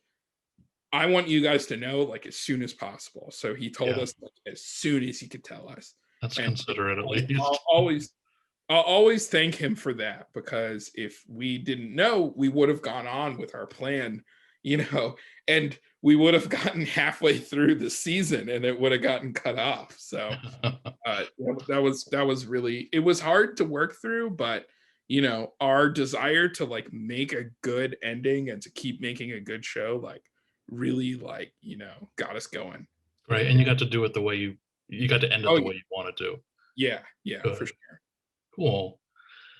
Um, Tyler coming in here asking, do you think that there's still a chance for Cartoon Network to create any kind of OKKO merchandise at this point? uh I've heard show creators are like the last people to hear about merchandise. One, yeah, we don't know anything about it, and two, like I don't know, they never seemed interested. So It's so weird. Like, I don't know why. It's not just OKKO. It's like all no, studios just don't care about making toys lately. I don't really get it's it. not. It's not how it used to be, and I think, yeah, I don't know. I don't know. I don't know. You never know. Like I said, maybe someday Funko Yeah, Pop will be like, we'll make a line called Cartoon Network Obscurities, yeah, yeah. and maybe there will be one in there. Oh, gee, I don't understand what like. Apparently, only preschool kids buy toys, so only Yeah, preschool shows get merchandise. that's fair, because like preschool kids play with toys, and then once you're out of preschool, it's just Minecraft all the way down. Like I don't understand. Yeah, I mean, nobody buys toys after preschool. No, definitely not. Yes, definitely not. Christine asks, I guess it depends on. Whoop, hi, baby, little kitty here. Oh, okay. Um, I guess it depends on the show, but are you able to fight cancellation, or do you just have to accept it? Most Um, of the time, I think you have to just accept it. I think you just have to accept it. Though I think you can try as hard as you can, and we did. Yeah, We really tried. We got a meeting. We got meetings with the head of the studio and begged our little asses off. But I think you just kind of gotta like, go with it. You know. From Ella, how do you feel about the future of 2D animation? Where do you think it might go? I feel good about it. There's so that's a cat. There's so much out there, and so much of what we're seeing on TV and streaming is 2D animation, and I'm excited for more. Yeah, always there's 2D will always be there. Yeah, Obviously not as much as 30 years ago, but sure, but I mean, I don't know. 2D now, it's so much different than it was before, and yeah. there's just uh, advances in technology that can help everything. Anonymous here. As a Black creator, did you find it more challenging to break into the professional art world and industry? I would say yes. And there's just, it's just like everything in normal life, where uh, if you're Black, you get there's a lot of skepticism around your ability to do things, and that's just, as a Black creator, who, if you ask that, uh, you probably understand that that's just something that you've dealt with for your entire life, and you'll be dealing with aspects of that throughout your professional life, and that's just the way it is, because the world refuses to change. So you just have to uh, understand that you'll have to fight those battles and just choose them wisely. Tyler's asking if there's going to be an OKKO art book, but that's, I think, that kind of falls into the merchandise Yeah. thing. No. Ella coming in with more good questions. Do you experience anxiety when it comes to pitching? And I will add, or being in front of your crew and doing like a board pitch or whatever. Oh yeah, I mean, I'm an artist. I didn't get into the job of being an artist to get up in front of people and talk to them. I grew up as a very shy boy who had a drawing in front of him, and yeah, as I do get that anxiety, but my desire to tell stories and make cartoons overwhelms that anxiety. Great. And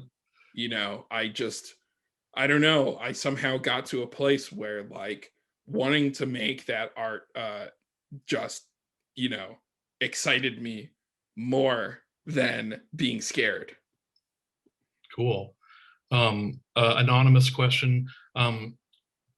What was the quote? What was the hook in OKKO's pitch that you think sold the idea? Man, I don't know. I think I just like came in and I was so excited about it. And I was just like, this is going to be the best thing ever. It's got it all. It's got like fighting and everything. It's just like all the stuff that is just like the best stuff. I have no idea what the hook was. I wish I could. Your enthusiasm, just your Yeah, enthusiasm I was for it. just like, jazzed. And like the packet I put together was not even like typed up. This was like I literally wrote it that weekend, just like scrawled it on paper with like Sharpie and mechanical pencil, and just like took it in just like that. I'm like, these are the characters. I just drew this, like it wasn't polished, it wasn't anything. It's just like I think I was just like really earnest about it. Cool. But also, right place, right time. I think that's the other thing. That also factors in, yeah. Yeah. Question from Yorick. Yorick, thank you for your very long and enthusiastic question. I'm gonna just try to find the question here. I'm gonna turn on my light. It's a little lengthy to read. Ian, I'm currently a BFA 1 character animation student. We need to finish 4 short films within 4 years, and I'd like to ask you, what is the most appropriate plan to create student films in college? Thanks so much. Yeah, that's a great question. I would say just familiarize yourself with every step of the process and try really hard to do it. However, here's the big one. In college, a lot of people are really bad at managing their time because there are a million other things to be distracted by.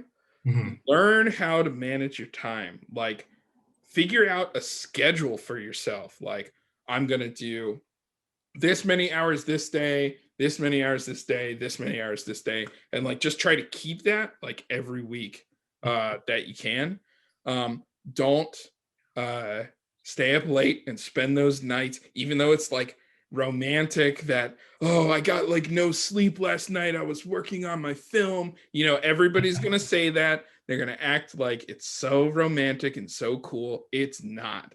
Learn how to like manage your own time, like keep like a really good schedule. And I would say if you're making your own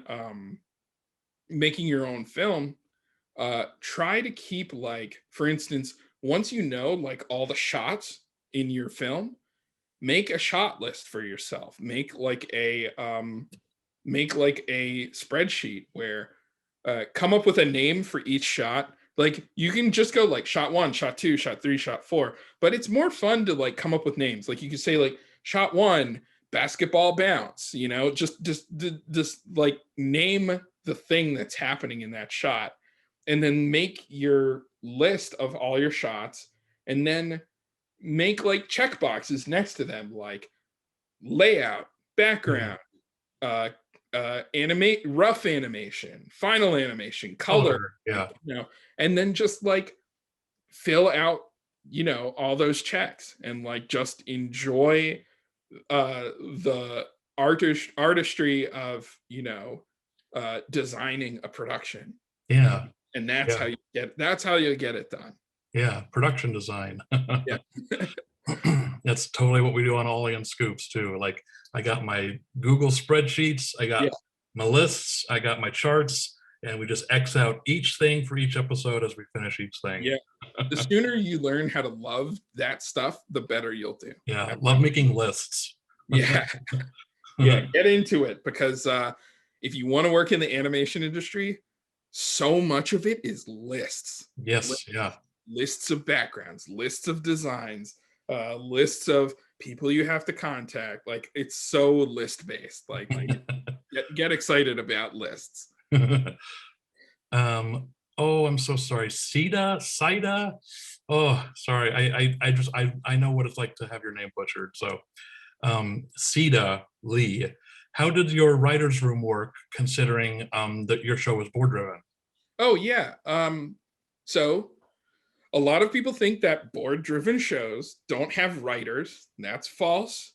There are writers who work on the show who help you plot out the entire story or season.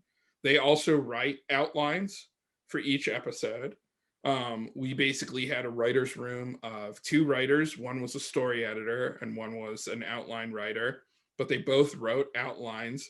We would get into the story room with them, myself and my co-executive producer Toby, actually executive producer, he ended up as, and we would work together with the writers to kind of plan out the whole season. And this is true. This was true on so many shows. Other shows I worked on, like Steven Universe and Adventure Time, regular show also worked this way. You know, you work with these writers to like plan out the whole thing, write the whole thing. And then you work with the storyboard artists. They come into the writer's room. You hand out the story to them and you kind of go over things and revise them. You get the point of view of the storyboard artist and you kind of have a discussion about that. But then also, those writers stick around, and we had the writers come to the pitches, offer writing suggestions, and even like after we had scripts made from the storyboarders, we would kind of have the writers take a once over on those scripts and kind of help us like tighten them up, fix dialogue, like do a pass on like, you know, all the like little things that we couldn't catch before when it was a storyboard. So yeah, writers are like hugely involved in the process. It's like a major part of production. Even if it's board driven. Yeah, even if it's board driven. So don't let the name fool you. You know, Mhm. it's there's writers on the shows. Cool. Rick, another question about pitching. How long should a pitch be? And what material should be in the pitch Bible? You kind of touched on that originally, but Um, Personally, I feel like don't make it long enough so that you're not wearing out your welcome, and you can kind of, pitch to your friends and mhm. people who haven't seen it. Pitch to someone who doesn't know anything about animation. Like call your mom and pitch it to her. You know, and like you can kind of figure out where people like start checking out. You know, Sure. Yeah. uh, if you have like if you have things that are redundant, try to get rid of those. Like if you explain everything about the show and then you get to the end and you're like, and here's some more things about the show, but it kind of goes over things they already heard. Yeah. Like just If, just cut that out. whatever you've already mentioned, if you're mentioning it a second time, Yeah. cut it out. I always got like great examples, great advice on like portfolios and animation reels. Just don't put anything that isn't like 100, like that you 100% can stand behind in it. Yeah. Anything where you're kind of like, do I really need this? Just cut it out. If you're thinking Mhm. that, just get rid of it. Just try to keep it to the facts that you need to know. And then as for like the presentation of it, I think it's always nice to have like uh some like nice pieces of art of the characters that kind of shows like who they are, like show them doing an activity that's important, or like something where you can intuit their character from the drawing. I think it's really good. Cool.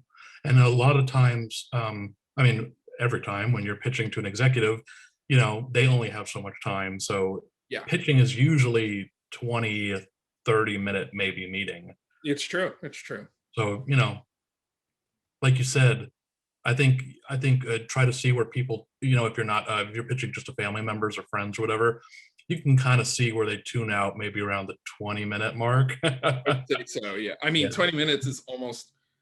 I've known executives with very short attention span. Yeah, I pitched up in 7 minutes, eight Yeah, minutes. yeah, So it kind of just depends on how lengthy and meaty your characters and stories are, I guess. it's true. Um, oh, anonymous, we've asked this question almost every stream, and we don't really know that. What does it mean to be a producer? I've asked people, and they're like, I really don't know. Like, producer's kind of just do you? I don't know, Ian, if you have a answer or. Sure. I mean, like, so like for instance, if you're making your own short film, right? And you know, you're the one who is like facilitating it getting done. So it Mhm. doesn't mean you came up with it. It doesn't mean you're doing the artwork. It doesn't mean that you're even like doing anything creative. But if you're the person who is shepherding it through and helping it get made, contacting people and saying like, "Hey, these are the shots you have to do," or like, Mhm. telling people, "Hey, could you do this note? We really need to get this done." If you're facilitating the creation of something, um, you are a producer. Okay. That's it. And I think it is kind of a catch-all term, which is why some writers end up becoming producers or consulting producers because they are facilitating the creation of the whole show. That's why you can kind of get yourself a producer credit even if you're on if even if you have another skill on a show. It's basically means that you are the work that you do is invaluable to the production, and you are a person who is facilitating all those things to happen. And to me, that's what a producer is. And Cool. there's different kinds of producers too. So yeah, Like executive producer. like executive producers or line producers or co-executive producers, like that kind of stuff, co-producer, etc. One of the next questions, Tyler is asking, what is it like to be an executive producer for a project? Were Um, you an EP or? yeah. I Okay. was the executive producer on OKKO, and then I was co-executive producer on Steven Universe and the Steven Universe movie. Um, And basically it just means that you're making the calls on certain things and just trying to get it done. That's what's important. Mhm. Key K Gaming asks, um, have you ever made characters that grew on you? I'm wondering if they mean Mhm. like they weren't like really important to you, and then as you made the show, the character became more.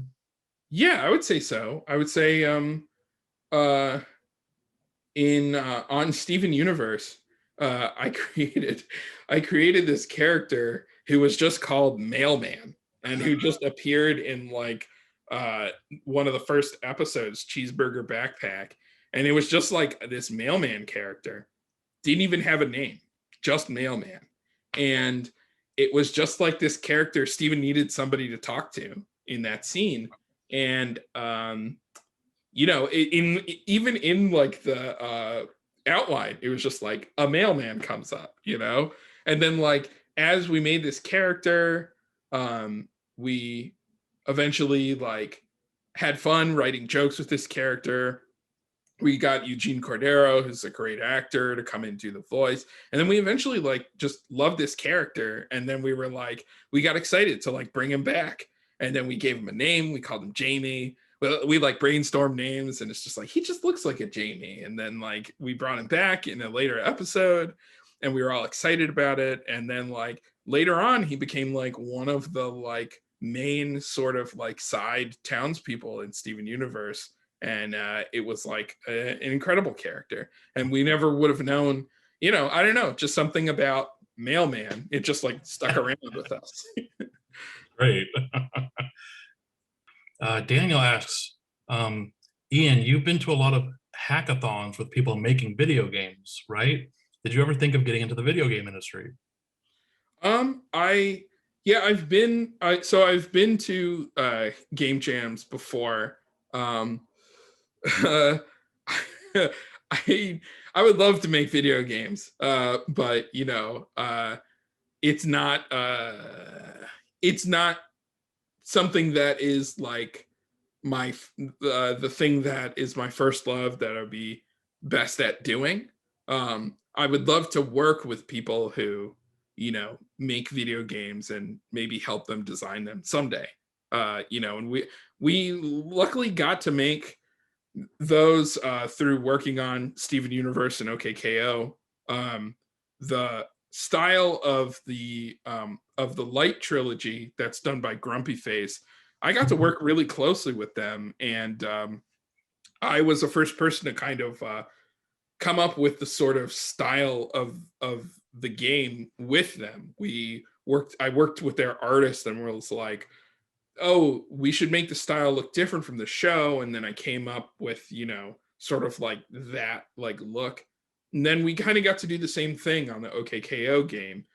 We came up with a new look, and they pitched like all the writing to us, and you know, we got to work together. But yeah, I would love to work with people who make games.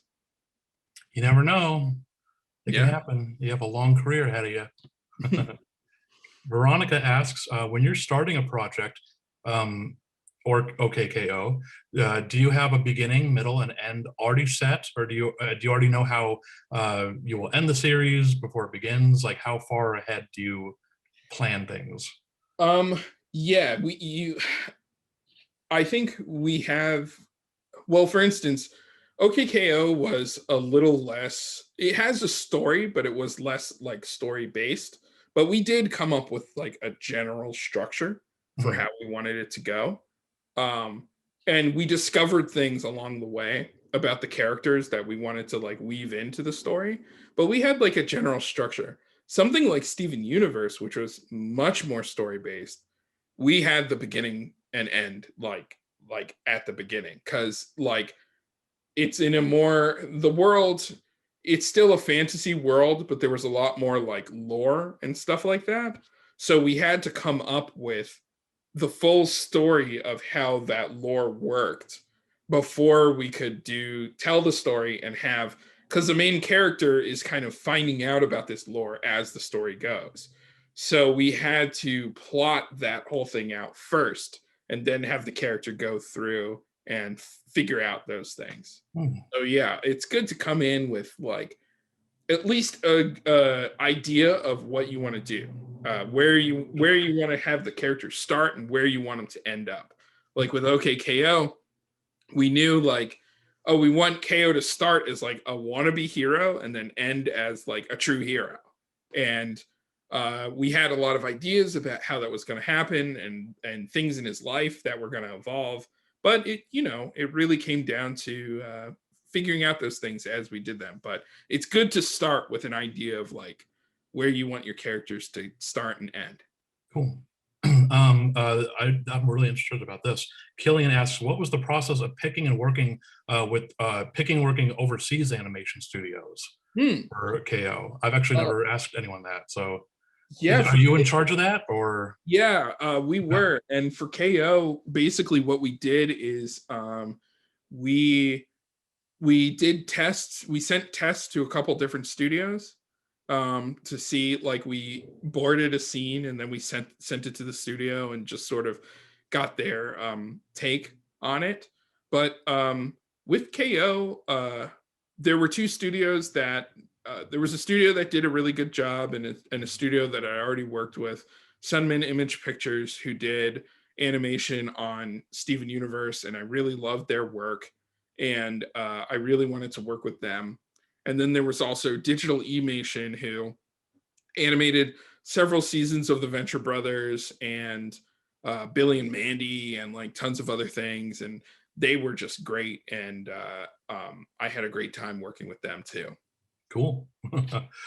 We are already in the last few minutes here. Oh Thank boy. you again. Yeah, it just Let's try for a lightning round. flies by. I only have a few last ones here, unless a few of the last ones haven't been texted to me yet. But Keely asks, does working in television animation pay enough to live comfortably, especially in LA? It's tough. You know, it's an expensive place to live. Yeah. But yeah, you can get by for sure. Yeah. Tyler asks, I'm a rapper, and I was wondering if it'd be okay if I create an animated music video in the style and universe of OKKO.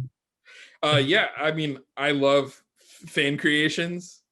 Just yeah, do whatever, do anything. Like I love, you know, I got started. I mean, you know, the first stuff that I did, learning how to draw, you know, I was like copying comics and things I saw on TV and, you know, making fan art for stuff before I even knew what the word fan art was, you know, like my very first character I ever like fully like fleshed out was like a Bart Simpson-esque like kid that I learned how to draw by drawing Bart Simpson. So yeah, man, fans, I feel like, you know, and it I want to say this correctly because people online get mad if you say it incorrectly. But draw anything you want to draw within reason. Don't hurt and bully other people, but just draw whatever you want within reason. We do have a few Tylers asking questions. Yes. Tyler. There's two Tyler S's. Is it necessary to attend? And we get this one a lot too, but I always like hearing everyone's answer. Is it necessary to attend college to get hired for an animated show? It's not. It helped me a lot just because I had a place where I was able to experiment with that stuff. But you know, if you're self-taught, just make sure that you can, you know, put your stuff up, get it out there, connect with other artists online, like do everything you can to like find that community and to keep creating art and keep putting it out under your own banner and stuff like that. You know, and those people, you know, I have seen several of those people get hired onto big productions who didn't go to college or anything, who were just prolific and great artists who like got out there. I concur. I was just like, yeah. I agree. I've seen many people who didn't go to art school, in Yeah. college, end up Yes. in animation. Anonymous, out of curiosity, Ian, any personal upcoming stuff, it shows, video games you're looking forward to?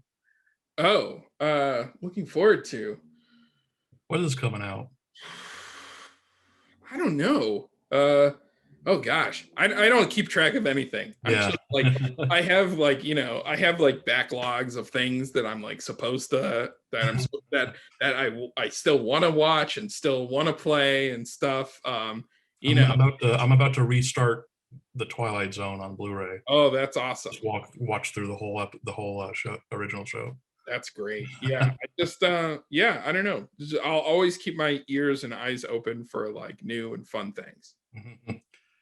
um, was Dendy your way of promoting coding with kids? Oh, yeah, it was actually. We Daniel asked that. Dendy was a character on OKKO who was a coder. And we really wanted to create a character who codes. And it's so funny. We came in there being like, we want to do this and we're really excited about it. And like, we talked to like executives about it and we were like, this is cool, right? A character that codes. And like they were just like, why would you want that? Like, what are you talking about? Like, you want to do a character that codes? But eventually, like, we talked to enough people and we got to talk to some experts about coding. We even got to collab with MIT's Scratch to create like an episode that was about coding. And yeah, I don't know. That was something, yeah, that we were really passionate about because, we think coding's really cool. And, I used to do like JavaScript and HTML. I mean, like when I was in high school, I couldn't really do that much, but like I wanted to make a character that kind of had that like spirit. Yeah. Cool. I don't know about this, but this anonymous question sounds interesting. I'm curious because you called this the worst thing you've ever created. What is that comic that was on your website called Key? I wonder about that comic. It's very mysterious. Oh my gosh. It was like, that's really funny. That's a deep cut, whoever asked that. This is like something from like my old uh website that I made. And it was like I was in high school and I was trying to I feel like I was trying to impress some older boys by making a like comic with like bad language and swears and stuff like that. And it was just, I don't know, it was just like it wasn't very truthful to who I was. And I think what was worse about it than like the bad language and the content was just like um it wasn't truthful to my experience or what I wanted to make. And I think that's the worst thing you can make, something that's Sure. Yeah. So you were creating this just to like impress some yeah, other people. Okay. yeah, I was just making it because I wanted people to think my comics were cool. I gotcha. And I was at that age where people were like, what's cool? Like swearing and blood and guns, and like, I was just trying to like do that to like look like a big boy. But that's so Not you. it wasn't honest to Yeah. my true feelings or like my life or what I wanted to draw. And I think that's why I felt like it was so bad. That's an important lesson. I think still good to even bring up. It So was a really good lesson. I'm glad you brought that up. I'll have the last question here for now. I think I might have hit all of them. Oh, Hopefully. that's awesome. From Wyatt, how do you give a character, even in a wacky comedy series like Secret Mountain Fort Awesome? How do you give a character? Like Yeah. I guess like how do you give someone like a strong sense of character?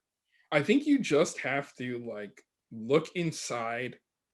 You just have to think about the character you created and try to figure out what makes them do what they do. Mhm. So like for Secret Mountain Fort Awesome, the main character was this purple monster who's this bro named Festro who was like, super over the top and super loud and like being like mean and cruel and nasty and stuff, you know? But like I was really thinking about this character and it's like, oh, he really wants to be accepted. You know, he feels like he's the leader of this underclass of monsters and he really wants to be accepted by the people who live above ground, or like he really wants his friends to even accept him and all the things that he does. Just try to look inside the character and see like what makes them do what they do, and then write from that point of view. I did miss one. Mohammed asks or says, "Great to see you, Ian and Nico.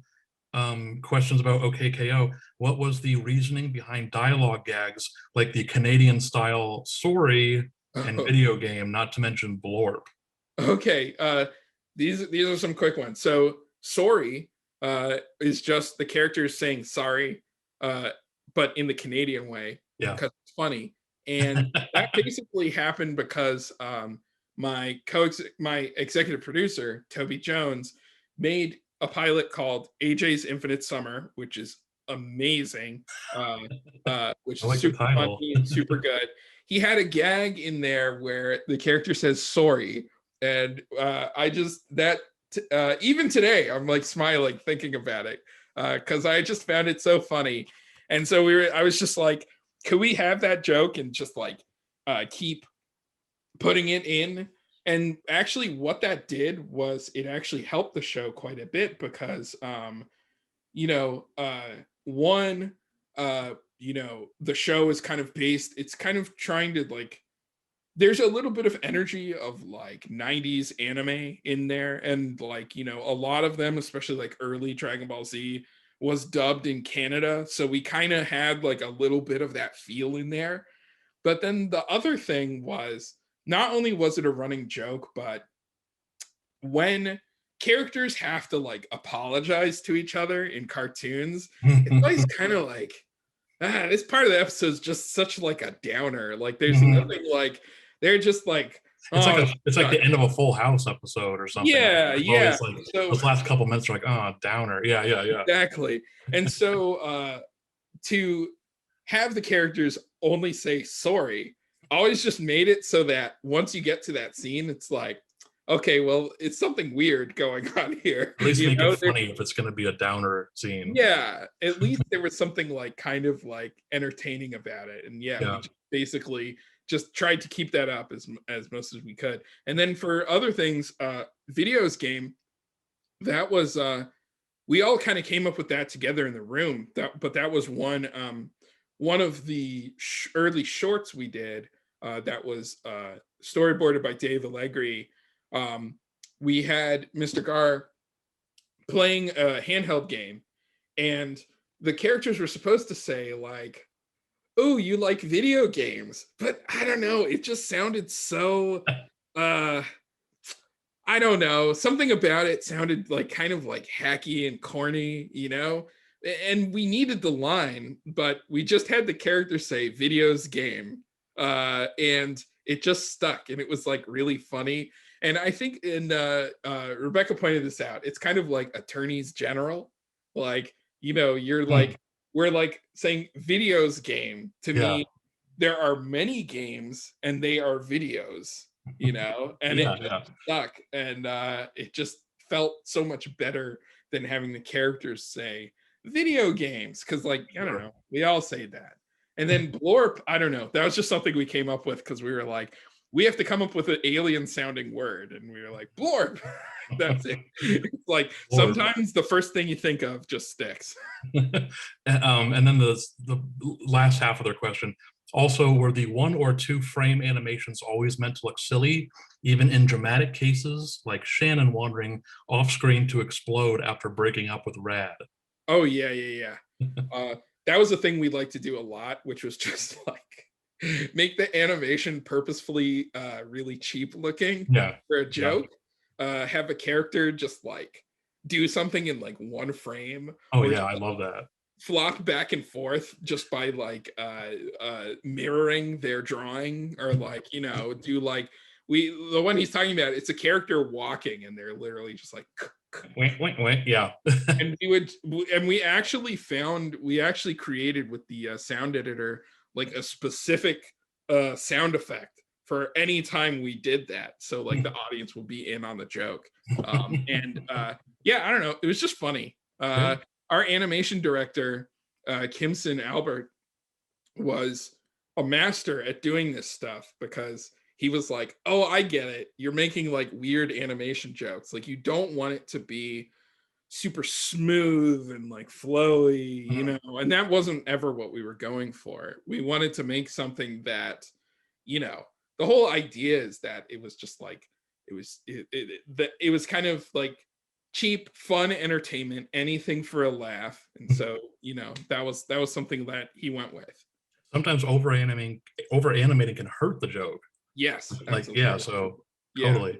Yeah, and we liked a lot just to like play with the audience's expectation of something. Like we definitely did it like a couple times. Like you expect to see someone who's like sad, like crumble into a ball and start weeping or something. And we just have them like just like pop from standing up to like Yeah. being on the floor, you Yeah. know, stuff like that. No problem. Thank you. Yeah, that's gonna do it. Thank you so much, Hey, Ian. awesome. Thanks so much, everybody, for showing up. Yeah, thank you, everyone. I hope I got to as many questions as possible. Oh Thank yeah, yeah, and you Thanks had so much. amazing advice for everything. Wow. We'll be back in 2 weeks with Matt Brawley, who's the creator of Amphibia Oh, on he's great. on You on guys are Disney. gonna love that. Yeah, so we'll be back in 2 weeks, everybody. Awesome. Thank you again, Ian, for being here, Yeah. and thank you all for being here. And CTN, thanks for hosting. Thank you, CTN. Yeah, we'll see you guys soon. Thanks again, Yeah. Ian. Bye.